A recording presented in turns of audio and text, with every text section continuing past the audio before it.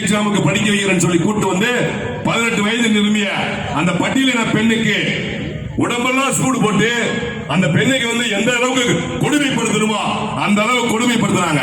அந்த பெண் போய் காவல் நிலையத்தில் புகார் கொடுத்தா ஒரு வாரம் கழிச்சு எஃப்ஐஆர் போடுறாங்க.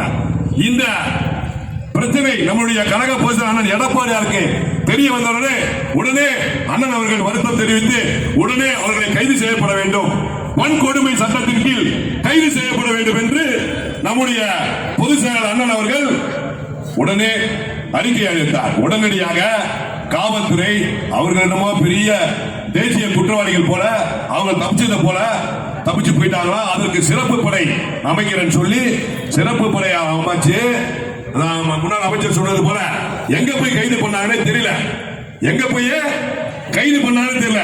இதுவரை எந்த பேப்பர்ல வரல, எந்த மீடியாவில் வரல. கைது பண்ண உடனே ஜாமீன் கோர்றாங்க. இதுதான் ஒரு ஜனநாயக நாடா? இந்தியா சுதந்திரம் 1947 பெற்றது.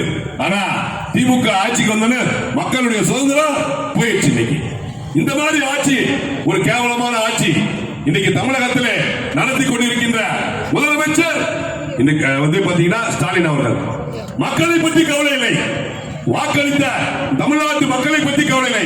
வாக்களித்த மக்களுக்கு வாய்க்கு அரிசி போட்ட ஒரே தலைவர் இன்னைக்கு இருக்கின்ற முதலமைச்சர் மு.க. ஸ்டாலின் அவர்கள் தான். ஏன் சொல்றேன்னா பட்டியலினத்தில் இருக்கிறவங்க மாணவிக்கு இன்னைக்கு நீதி கேட்டு போராட்டம், பட்டியலின மாணவிக்கு அநீதி இழைத்த காவல்துறையும் சரி இந்த திமுக அரசாங்கமும் கேட்டா நாங்க பட்டியலினத்துக்கு வந்து நாங்க தான் பாதுகாப்பாளர்கள். ஏன் உங்களுக்கு வெக்கமா இல்ல?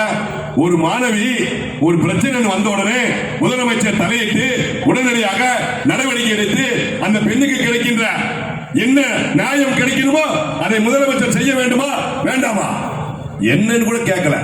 ஃபாரின் போயிட்டாங்க ஃபேமிலியோட குடும்பத்தோட ஃபாரின் போயிட்டு அங்க போய் என்ன பணி இங்க தமிழ்நாட்டில் நடக்குதுன்னே தெரியல. இன்னைக்கு அதே போல பட்டியலினத்தவர் எங்க பார்த்தாலும் நீங்க பாத்தீங்கன்னா வந்து உள்ளாட்சியில தலைவரா இருக்காங்க, பட்டியலினத்தை சார்ந்தவர்கள் தான் தலைவரா இருக்காங்க.